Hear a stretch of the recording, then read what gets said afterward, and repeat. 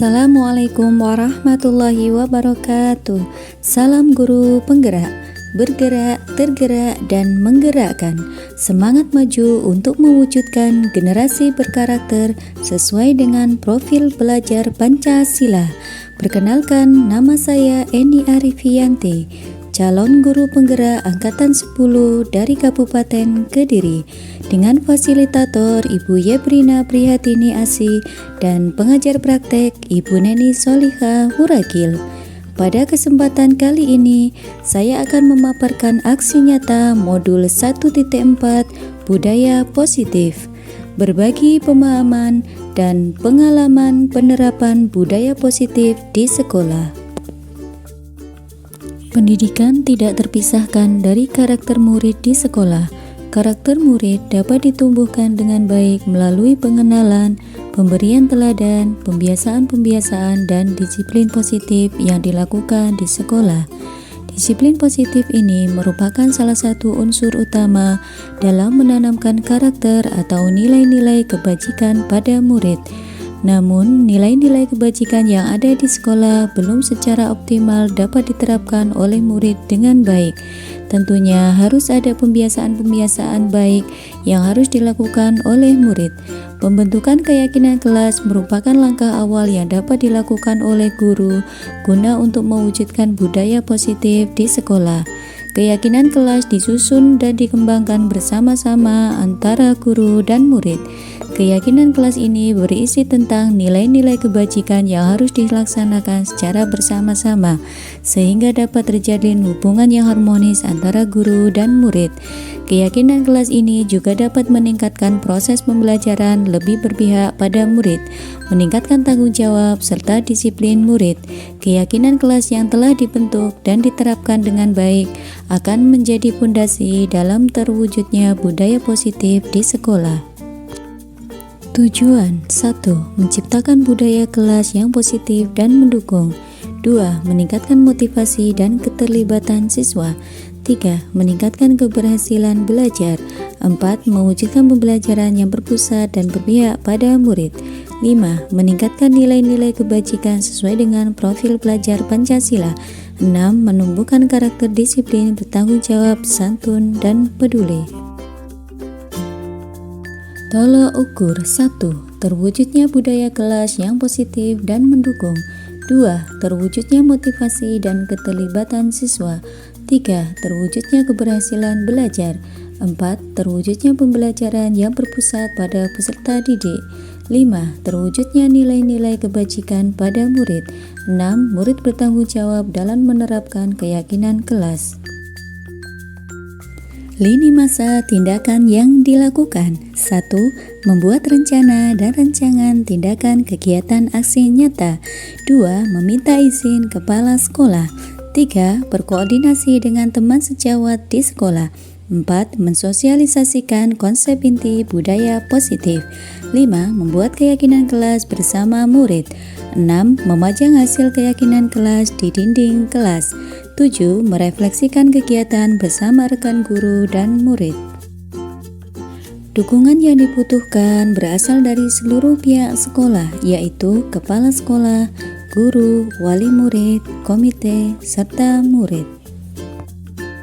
Dan berikut adalah video tahapan aksi nyata modul 1.4 Budaya Positif, berbagi pemahaman dan pengalaman penerapan budaya positif di sekolah. Selamat menyaksikan.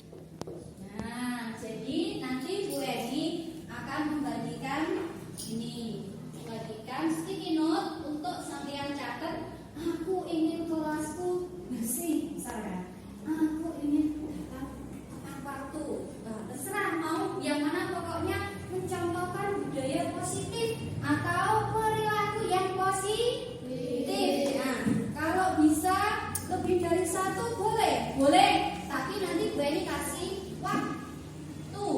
waktu untuk menulis supaya tidak terlalu lama. Dan jadi ditulis sendiri sesuai keinginan. Aku ingin belajar seperti apa ya? Aku ingin jika aku bertanya itu apa ya yang kulakukan seperti itu. Ada yang mau tanya dulu sebelum dicatat harapan-harapan di kelas? Oh, sudah paham?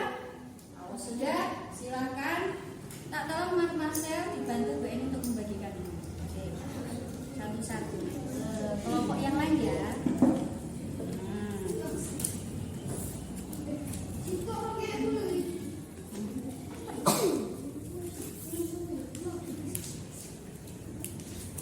Kalau sudah, silakan ditulis nama, kemudian ditulis harapannya.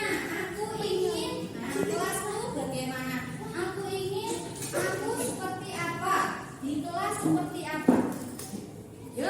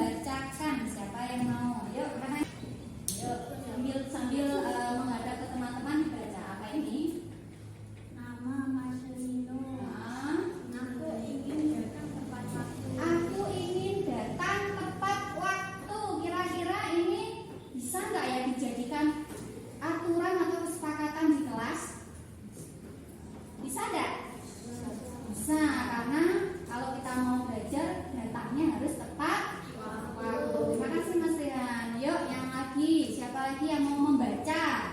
Angkat tangan. Yuk, Mas. Baca, yuk.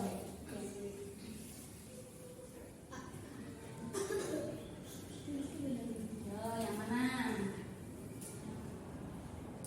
Ya, coba. Rizky, Menghadap sebenarnya sambil menghadap temennya. Rizky, aku ingin belajar dengan giat. Oh ya, ingin belajar dengan giat. Ayo lanjut. Yuk, angkat tangan. Siapa yang mau maju? Yuk, harus berani, ayo.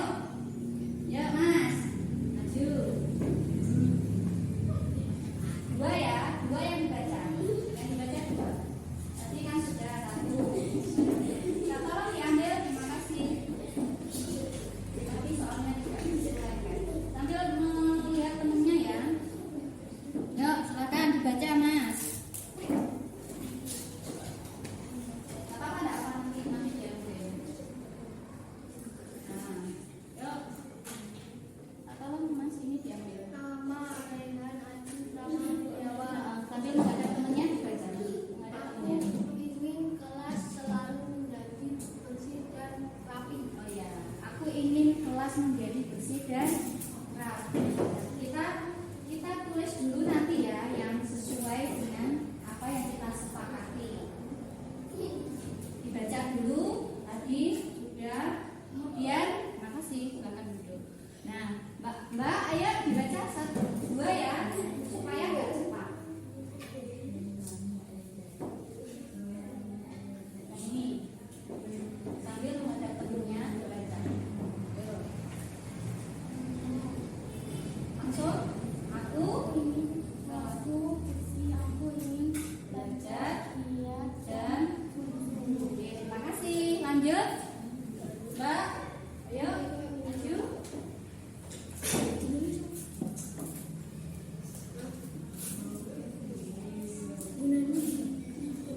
Yuk, baca dua ya. Satu sama ini yang belum. Yuk. Putra, aku ingin kelas bersih dan rapi. Aku ingin datang ke sekolah. Nah, sama yang ini.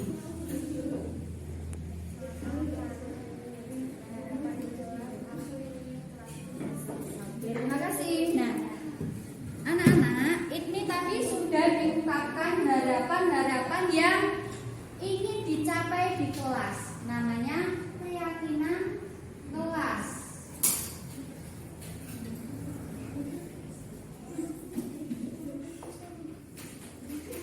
Nah, keyakinan kelas yang tadi sudah dibacakan beberapa, ada yang sama, ada yang berbeda. Dari hasil semua yang sudah dibaca, kita bisa menyimpulkan. Satu, tadi kalau berhubungan dengan waktu, apa tadi? Datangnya harus tepat waktu. Berarti di sini datang tepat waktu. Kemudian yang nomor dua tadi ada yang bilang di sini aku ingin kelasku bersih. Berarti caranya bagaimana ya? Dengan cara apa ya? Kalau menyambut kelas namanya apa ya? Piket. Berarti kata-katanya yang pas bagaimana ya? Kalau dibuat aturan, masa aku ingin piket begitu? Piket membersihkan kelas boleh. Yang lain mungkin apa? Yang lebih umum selain piket apa? Kan juga harus menjaga kebersihan. Nah, ini secara umum ya, menjaga kebersihan. Kemudian ada lagi, aku ingin belajar dengan baik, aku ingin belajar dengan giat. Berarti kalau ingin belajar dengan giat, kalau ada tugas harus dikerjakan. Berarti kalau mengerjakan tugas harus dengan giat atau baik. Berarti mengerjakan tugas dengan baik. Kemudian tadi ada juga yang gini, aku ingin belajar dengan baik. Ini aku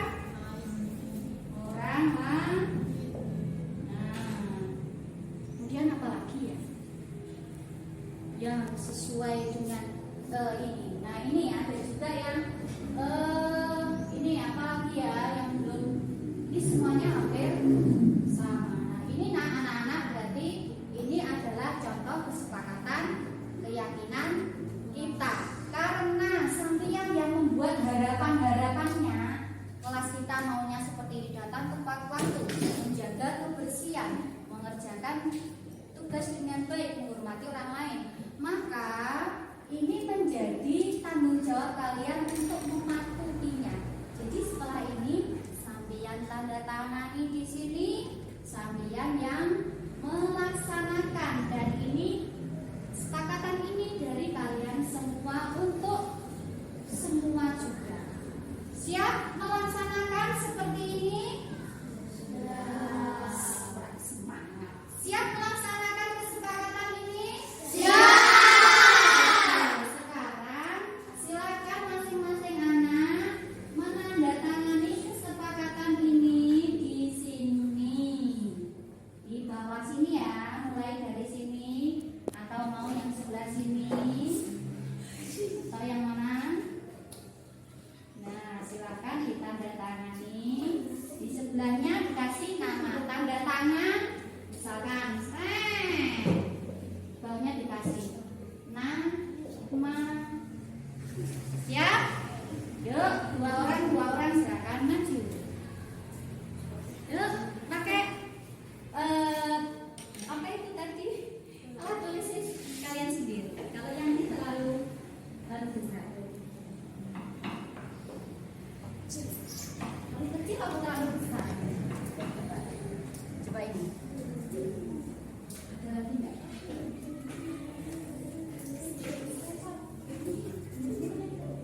Kasih nama di bawahnya. Yuk.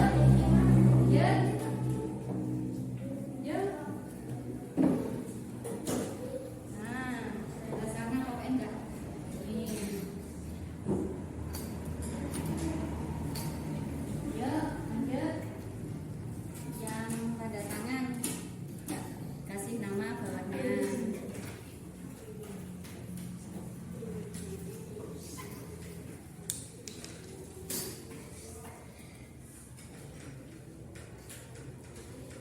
Lanjut.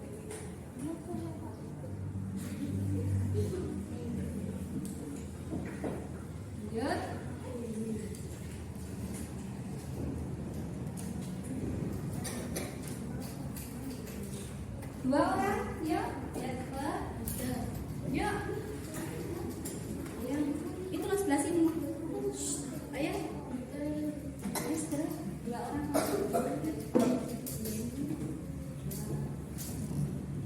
Sebelah sini. Sebelah sini. Ayo nggak cepat, tanda tangan set. Terus dikasih nama. Terserah mau namanya, buat taruh iya. Dina. Oke, lanjut. Ayo dua orang langsung biar cepat. Ayo.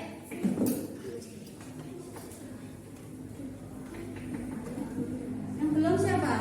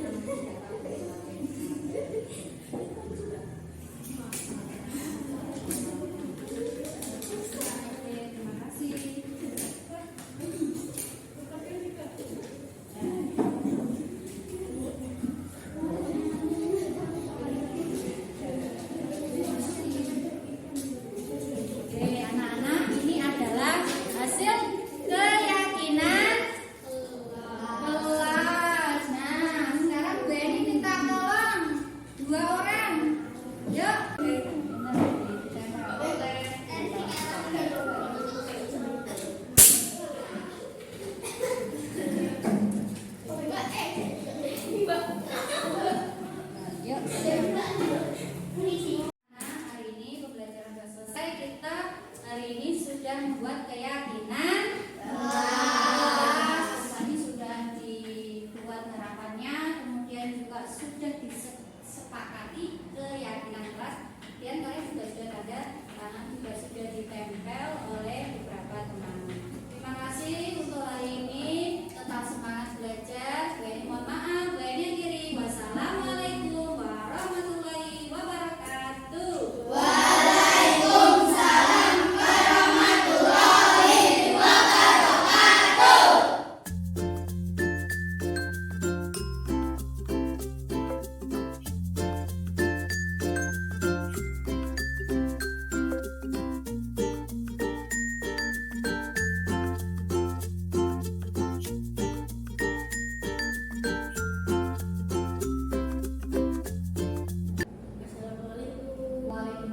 Silakan Mas Rehan. Mas Rehan, terima kasih sudah datang. Nah, Mas Rehan, kira-kira tahu kenapa dipanggil Bu Eni? Tahu ya, Mas Rehan. Tadi Bu Eni dapat laporan dari temannya Mas Rehan. Mas Rehan ada apa di jam JOK itu ada apa? Kenapa Mas Rehan tidak ikut pelajaran di JOK? Karena kaki saya sakit. Kakinya Mas Rehan sakit. Betul, kalau kaki kita sakit maka kita tidak bisa beraktivitas dengan baik termasuk melakukan olahraga. Namun apakah tidak ada cara lain kalau Mas Rehan itu tidak ikut? Apa ya seharusnya yang dilakukan Mas Rehan? Izin ke Pak Bapak. Iya, seharusnya Mas Rehan itu izin dulu. Tadi Mas Rehan tidak izin ya, sehingga Pak Topa juga tidak tahu kalau Mas Rehan tidak ikut pelajaran.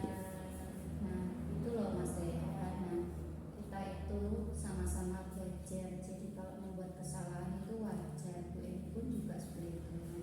Tetapi tidak boleh terulang lagi. Kalau seperti ini, Mas Rehan kan melanggar keyakinan kelas. Apa yang dilanggar Mas Rehan? Disiplin dan tidak jujur. Seharusnya Mas Rehan jujur pada gurunya bahwa kaki saya sakit Pak, saya tidak bisa ikut olahraga dulu. Nah, seperti itu. Nah, benar Mas Rehan. Jadi alhamdulillah Mas Rehan mau jujur sama Bu Eni. Kedepannya harapannya Bu Eni, Mas Rehan tidak mengulangnya lagi ya. Nah, setelah ini apa yang harus dilakukan Mas Rehan? Minta maaf ke Pak Bapak. Iya, benar sekali. Kalau kita berbuat salah harus meminta maaf. Nanti di jam istirahat silakan Mas Rehan mencari Pak Kupa untuk meminta maaf ya. Iya, terima kasih ya Mas Rehan. Perkenalkan, nama saya Raihan, kelas 5. Saat saya melakukan kesalahan, saya tidak dihukum. Saya diajak berdiskusi oleh Bu Eni tentang pelanggaran yang saya lakukan dan mencari solusi.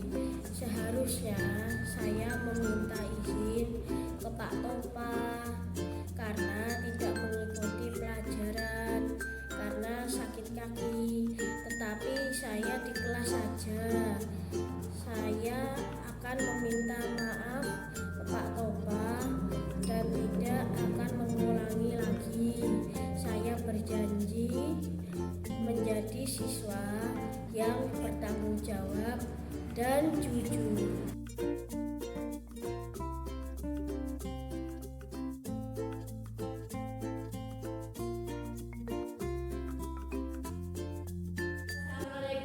Waalaikumsalam. Silakan Mbak Dila. Ya, Mbak Dila, terima kasih sudah datang. Mbak Dila, kira-kira tahu kenapa dipanggil Bu Eni? Iya tahu, Kira-kira kenapa Mbak Dila? karena saya izin ke kamar mandi, tetapi saya malah ke kantin. Iya, tadi Mbak Dila waktu pelajarannya Bu Eni tadi izinnya ke kamar mandi. Tetapi tadi ada temannya Mbak Dila yang tahu ternyata Mbak Dila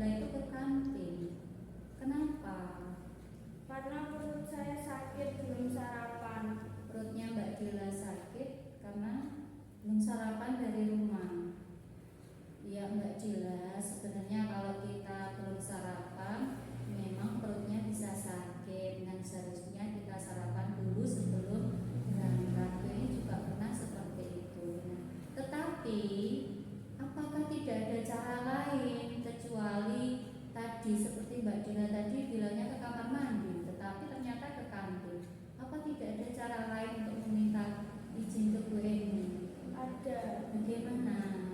Bu Eni, saya izin ke kantin, perut saya sakit. Nah, seharusnya Mbak Dila sudah tahu kalau mau izin itu ya berkata sebenarnya. Nanti insya Allah sama Bu Eni juga diizinkan ya, karena kalau kita tidak sarapan bisa jadi dalam pembelajaran juga konsentrasinya tidak baik. Nah, kalau seperti ini Mbak Dila itu melanggar apa? Keyakinan kelas. Keyakinan kelas kita. Keyakinan kelas kita itu apa yang dilanggar Mbak Dila? Tidak disiplin dan tidak menghormati guru. Iya, Mbak Dila secara tidak langsung tidak disiplin, tidak menghormati Bu Eni. Seharusnya kan bisa ngomong dengan baik supaya tidak melanggar. Kalau seperti ini, apa yang harus dilakukan Mbak Dila? Meminta maaf. Betul, harusnya Mbak Dila meminta maaf dan tidak mengulanginya kembali.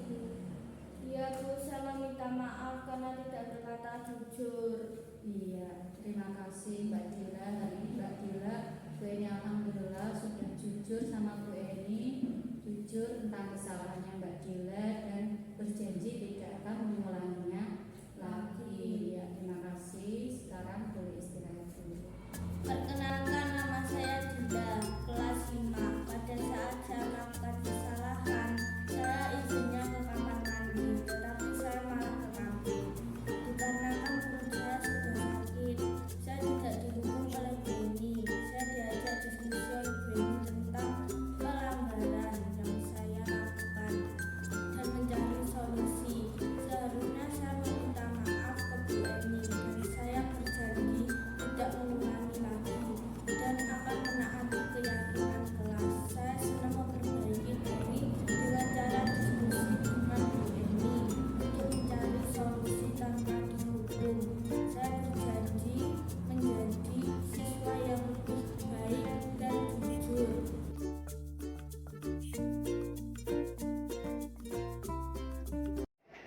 Assalamualaikum warahmatullahi wabarakatuh. Selamat pagi Bapak Ibu. Hari ini akan ada destinasi yang disampaikan oleh Ibu Eni Eristianti SPD, yakni tentang penyibasan modul 1.4 budaya positif. Kepada Ibu Eni Eristianti disilakan. Terima kasih. Saya sampaikan. Assalamualaikum warahmatullahi wabarakatuh. Bapak Ibu, terima kasih atas kedatangannya di sini. Hari ini saya di sini akan berbagi ilmu, yaitu pengibasan modul budaya positif. Mudah-mudahan ini nanti bisa jadi semacam refleksi buat kita juga supaya bisa menerapkannya. Jadi, yang pertama apa ya itu budaya positif itu apa ya kira-kira? Nah, kalau kita lihat dari definisinya yaitu budaya positif itu suatu keyakinan, kebiasaan atau nilai yang dianut oleh individu atau kelompok yang kemudian dilakukan dan akan menghasilkan suatu yang kita inginkan. Jadi kalau kita di sekolah, kita tuh sebenarnya sudah melakukan budaya positif yang kadang kita juga tidak sadar. Budaya-budaya positif yang sudah kita lakukan itu biasanya kesehariannya sudah terlihat baik di anak maupun di gurunya. Nah, dari konsep budaya positif ini ada 5 paparan yang akan saya sampaikan, yaitu yang pertama disiplin positif, motivasi, keyakinan kelas, kebutuhan dasar manusia, dan restitusi yang nanti akan dijabarkan dalam 5 posisi kontrol dan segitiga restitusi. Nah, disiplin positif, kalau di benak kita, disiplin positif itu seperti apa ya? Pelaksanaannya bagaimana ya? Yang terlibat itu siapa saja? Nah itu kalau kita bayangkan seperti apa? Nah, disiplin positif itu sesuatu yang dilakukan seseorang. Nah, untuk mendapatkan kepatuhan, biasanya disiplin positif itu cenderung dikatakan ketidaknyamanan. Aku nanti kalau gini nanti disiplin enggak ya? Aku kalau melakukan ini sudah disiplin belum ya? Itu biasanya disiplin itu identik dengan kata-kata yang tidak nyaman seperti itu.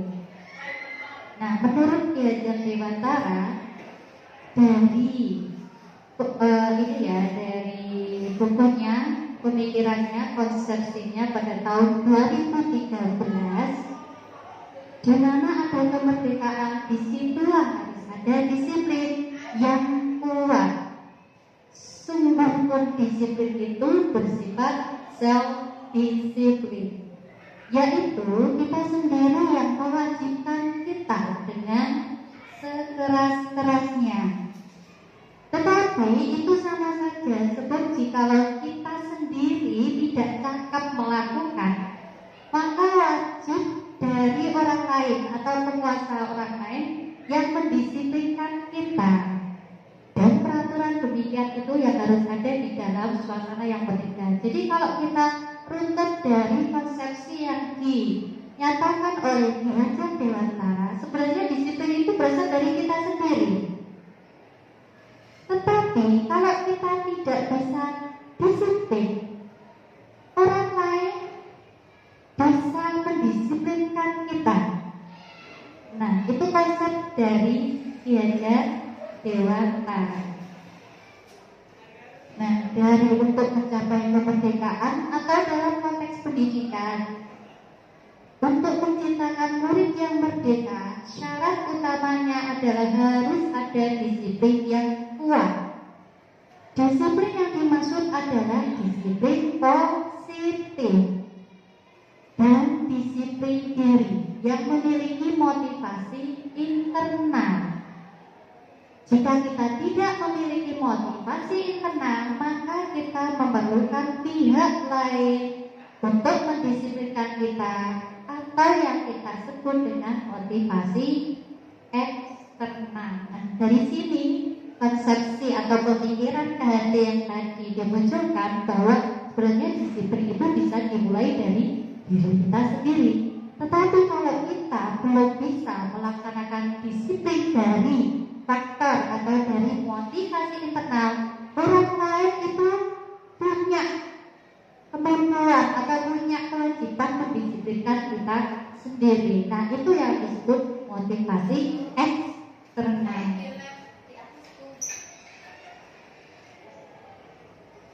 Nah, ini korelasinya. Disiplin positif adalah bentuk kontrol diri, yaitu belajar untuk mengontrol diri agar mencapai suatu tujuan mulia. Nah, tujuan mulia itu mengacu pada nilai-nilai atau prinsip-prinsip mulia yang dianut seseorang. Nah, nanti nilai-nilai itu apa? Nilai-nilai itu ya nilai-nilai kebajikan. Nilai kebajikan itu apa? Nilai kebajikan yang kita anut atau yang ingin dicapai oleh anak Indonesia, yaitu profil pelajar Pancasila. Nah, sekarang untuk yang motivasi. Sebenarnya motivasi itu seperti apa ya? Apakah motivasi itu juga berpengaruh pada perkembangan kita? Kemudian siapa yang melakukannya? Nah, itu kita akan melihat motivasi itu dorongan yang timbul pada diri seseorang secara sadar. Nah, atau yang tidak sadar untuk melakukan tindakan untuk tujuan tertentu. Nah, motivasi ini biasanya ada pada semua orang, tidak hanya anak-anak tapi semua orang. Nah, motivasi dibedakan menjadi dua, eksternal dan internal. Kalau eksternal itu dorongan motivasi yang didasari oleh orang lain. Contoh, kalau kita mau belajar, sama harus belajar. Nanti kalau belajar, tak kasih beta, itu eksternal. Sama harus berperilaku baik. Nanti kalau berperilaku baik, nanti tak kasih jajan, itu eksternal. Nah, eksternal ini kelemahannya, kalau tidak ada reward, dia tidak akan melakukannya. Kalau bentangnya ditiadakan, aku nggak dapat bentang kok, jadi nggak melakukan. Ini kalau eksternal, jangkanya jangka pendek. Tapi kalau internal, ini tindakan yang nilai kebajikannya itu dari diri sendiri. Dan ini penanamannya mungkin memang harus mulai dari gini. Karena apa? Karena nanti jangkanya jangka panjang. Jadi dia melakukan itu tidak didasarkan pengakuan, penghargaan, dan hukuman. Aku mau datang pagi biar tidak dimarahi bapak, itu yang eksternal. Tapi kalau yang internal, aku mau berangkat pagi supaya aku bisa belajar lebih fokus, tidak akan terlambat supaya misalkan nanti kalau aku terlambat kan cepet-cepetan, nanti otomatis aku akan tergesa-gesa mengerjakannya. Nah, itu internal. Jadi motivasi itu terbangun dari diri sendiri. Nah, ini jangka panjangnya bagus untuk anak supaya tidak ada embel-embel kalau dikasih ini berarti saya harus melakukan. Nah, ini lanjut.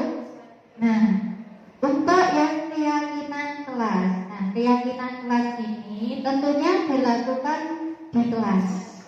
Ya, siapa yang melakukannya? Yang melakukannya ya guru dan juga siswa. Untuk apa keyakinan kelas? Keyakinan kelas ya untuk apa? Tindakan, peraturan, kesepakatan yang harus dilaksanakan supaya tercipta disiplin positif. Nah, apa tahapan dari keyakinan kelas? Yang pertama yaitu mencatat atau menuliskan harapan-harapan dari siswa. Jadi jangan sampai guru memiliki inisiatif menuliskan harapannya sendiri, tetapi guru harus membangun, memotivasi anak untuk menuliskan harapan-harapannya. Nah, ini kalau yang kemarin saya praktekkan, ini menuliskan di selembar kertas. Kemudian kertasnya ditempel. Nah, ditempel semuanya punya andil untuk menempel. Kalau sudah ditempel, bagaimana? Anak-anak membaca. Boleh kertasnya sendiri, boleh kertas yang lain, silakan dibaca, semua dibaca. Nah, setelah itu dirumuskan, disepakati apa saja yang akan menjadi kesepakatan atau keyakinan kelas. Nah, kalau sudah dapat sekitar 3, 4, atau 5 yang banyak-banyak ya. Keyakinan kelas itu kalau banyak juga susah diingat.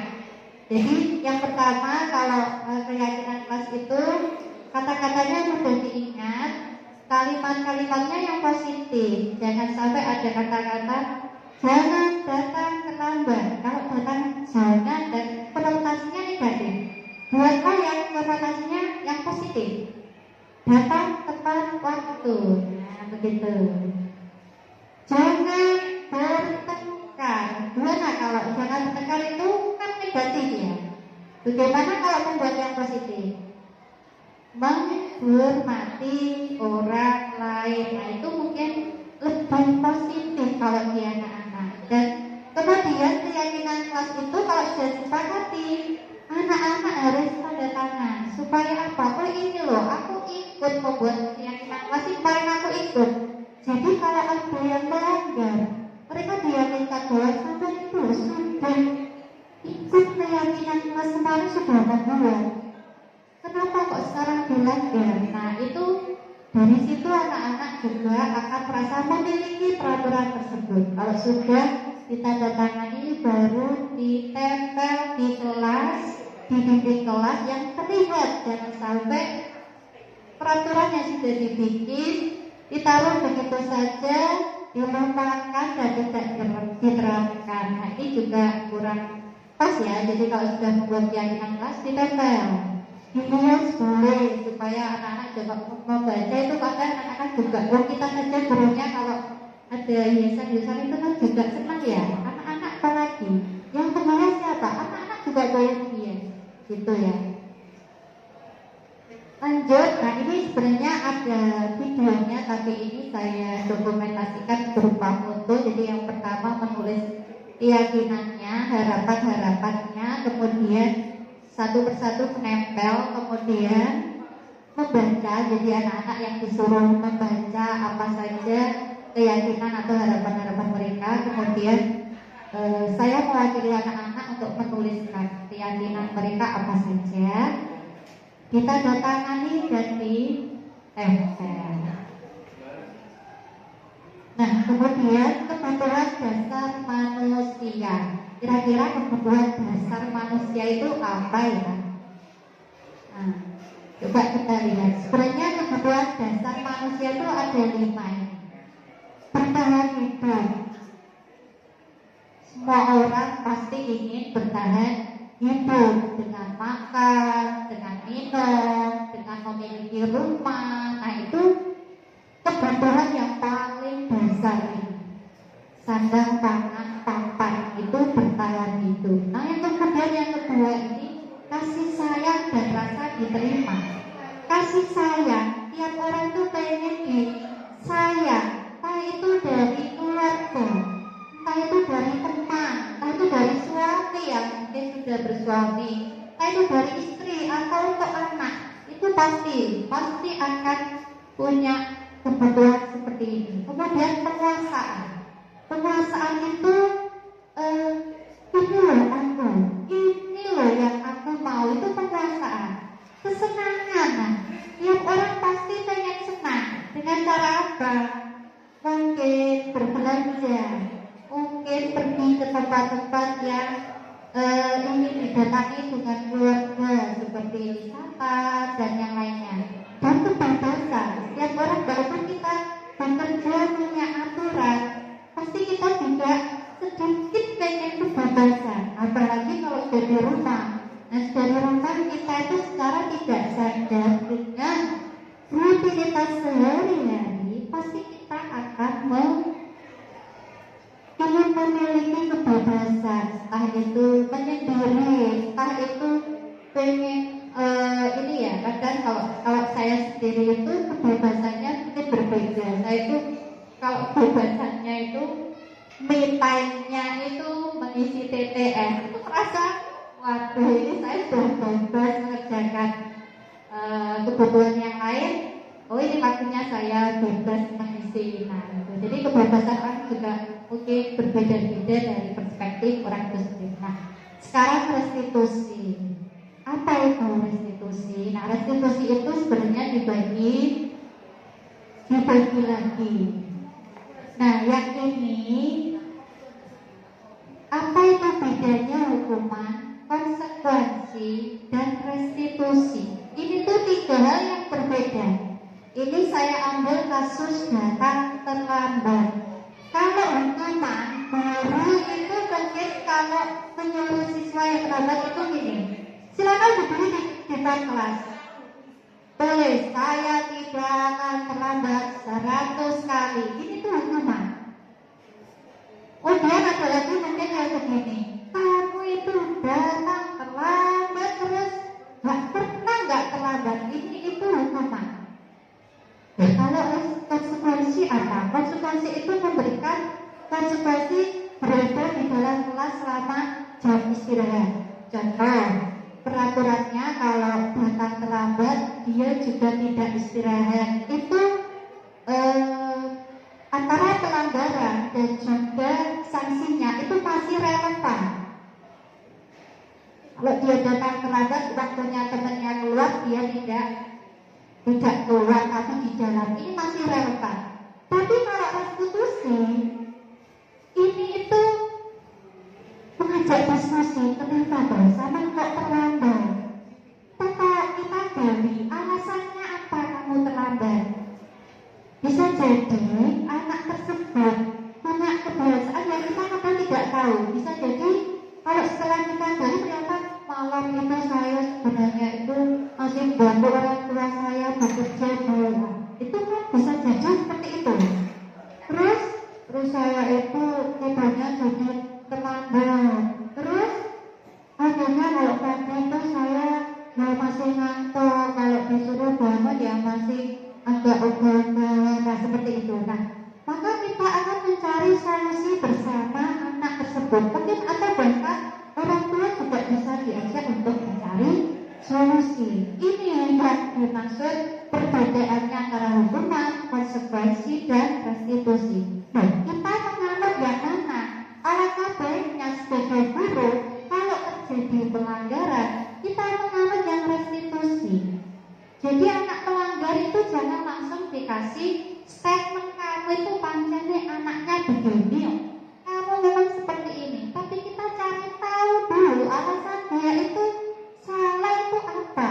Karena kita sendiri yang bertanya ini, kita dulu juga mungkin seperti itu gitu loh. Jadi kita sebagai manusia juga pasti berbuat salah, tapi kita harus tahu. Karena kita tidak di posisi anak tersebut, kita tidak tahu kenapa dia datang terlambat. Nah, seperti itu. Kemudian, 5 posisi kontrol. Apa yang dimiliki manusia di dalam 5 posisi kontrol ini? Nah, ini kalau diterapkan di sekolah, kita baru yang mana ya? Apakah yang tipe penghukum, atau membuat rasa bersalah, atau yang guru rasa teman, atau yang pemantau, atau mungkin yang manajer? Bedanya apa? Kalau bedanya itu penghukum seperti tadi ya, jadi anak terlambat langsung, kamu terlambat, berdiri 1 jam di luar, atau suruh nulis 100 kali, saya berjanji tidak akan terlambat. Tapi kalau yang rasa bersalah gini, kamu tuh terlambat terus, nanti ibu guru dimarahi sama pak kepala sekolah, masa murid kelas 1A kok datangnya terlambat terus. Nah, itu membuat anak terasa bersalah. Nah, kalau teman itu diajak ngobrol, tetapi belum menuju sanksi atau solusi. Pemantau itu hanya melihat tetapi juga memberikan masukan juga. Nah, namun untuk yang manajer ini lebih konkret, ngajak diskusi, menanyakan alasan, memvalidasi keyakinan kelas itu apa ya? Disiplin, tepat waktu. Nah, kalau seperti itu, sama melanggar yang mana? Yang disiplin, misalkan, yang datang tepat waktu. Kenapa kok seperti itu? Terus harusnya seperti apa? Nah, itu didiskusikan untuk mendapatkan solusi. Mana guru ini harus di posisi mana? Guru harus di posisi sebagai manajer. Kalau yang dua sebelah sini itu lebih ke arah negatif. Tapi kalau sudah teman, pemantau dan manajer itu sudah ke arah positif. Namun yang lebih sempurna adalah di posisi manajer. Nah, yang terakhir yaitu segitiga restitusi. Tadi yang seperti disampaikan di awal, restitusi ini dibagi 2 ya, 5 kontrol tadi, dan yang terakhir adalah segitiga restitusi. Nah, segitiga restitusi ini ada 3 poin, yaitu validasi tindakan yang salah, menstabilkan identitas dan menanyakan keyakinan, kelas. Ini saya ada video yang terakhir. Ini kasusnya adalah bisa diputar ya? Bisa. Ini Mas Rehan dari kelas 5 yang waktu PJOK dia tidak ikut karena kakinya sakit. Nah, tetapi Mas Rehan ini tidak izin ke gurunya tapi di kelas. Ada temannya yang melaporkan, Bu ini Rehan kok nggak ikut, kok enak sekali di kelas nggak ikut gitu. Terus saya panggil, posisi kakinya masih sakit gitu, dipanggil Bu Eni. Awalnya Bu Eni ya memang tidak tahu. Tanya, kenapa sama kok nggak ikut PJOK? Kaki saya sakit Bu. Terus saya di kelas.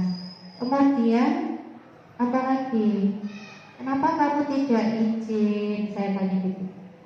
Saya nggak tahu tuh kalau itu perlu izin atau tidak. Saya kira di kelas ya sudah cukup. Lah gurunya juga tidak tahu kalau Mas Rihan ini sebenarnya masuk. Nah, gurunya mengira kalau Rihan ini tidak masuk, jadi ya tidak dicari juga. Gitu. Dikiranya sudah. Dari sini kita mengajak ngobrol anaknya. Oh, alasannya ternyata ini. Nah, kalau seperti ini dia kan juga sebenarnya kalau secara sadar sebenarnya dia itu melakukan ini kan juga sadar, tetapi tidak tahu tindakannya juga salah itu. Dan kita cari solusinya. Setelah ini apa yang dilakukan? Dia punya inisiatif untuk meminta maaf ke Pak Tulpa. Jadi ini. Nah ini.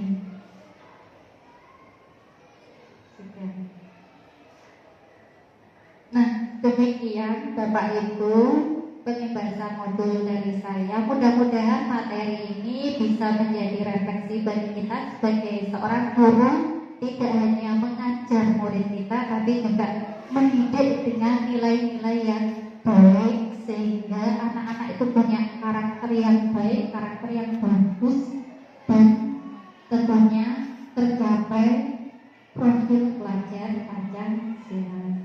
Demikian dari saya, mohon maaf jika ada kekurangan. Saya akhiri. Wassalamualaikum warahmatullahi wabarakatuh. Terima kasih disampaikan. Semoga apa yang disampaikan oleh Ibu Eni hari ini dapat bermanfaat untuk Bapak Ibu sekalian. Sekian dari saya. Wassalamualaikum warahmatullahi wabarakatuh.